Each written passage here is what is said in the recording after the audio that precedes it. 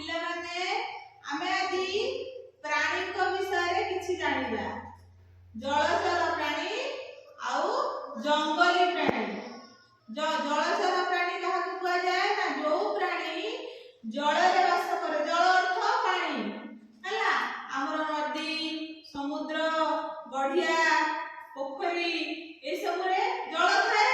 ତେଣୁ ଜଳରେ ଯୋଉ ପ୍ରାଣୀ ରୁହନ୍ତି ତାକୁ ଜଳଚର ପ୍ରାଣୀ କୁହନ୍ତି।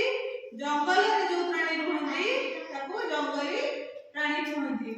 ଜଳରେ କୋଉ ପ୍ରାଣୀ ରୁହନ୍ତି ନା ମାଛ, ଗେଣ୍ଡା, ଶାମୁକା, କଇଁଛ, ସାପ ହେଲା, କୁମ୍ଭୀର ଏସବୁ ଜଳରେ ରୁହନ୍ତି। ସେମିତି ଜଙ୍ଗଲରେ କୋଉ ପ୍ରାଣୀ ରୁହନ୍ତି ନା ହାତୀ, ଘୋଡ଼ା, ବାଘ, ଭାଲୁ ଏସବୁ ଜଙ୍ଗଲରେ ରୁହନ୍ତି ହେଲା। ଜଙ୍ଗଲରେ ଯୋଉ ପ୍ରାଣୀ ରୁହନ୍ତି ତାକୁ ଜଙ୍ଗଲୀ ପ୍ରାଣୀ କହିବା। ଆଉ ଜଳରେ ଯୋଉ ପ୍ରାଣୀ ରୁହନ୍ତି ତାକୁ ଜଳଚର। ତମକୁ ଆଜି କିଛି ଛବି ଦେଖେଇବି, ତମେ ସେ ଛବି ଦେଖିବ, ତାପରେ କହିବ ସେମାନେ ସବୁ କୋଉଠି। ୟାଙ୍କ ଭିତରୁ କିଏ ଜଙ୍ଗଲରେ ରୁହେ? ଇଏ ସିଂହ, ବାଘ, ହାତୀ, କୁକୁର, ହନୁ, ଗଣ୍ଡା, ଭାଲୁ, ହରିଣ।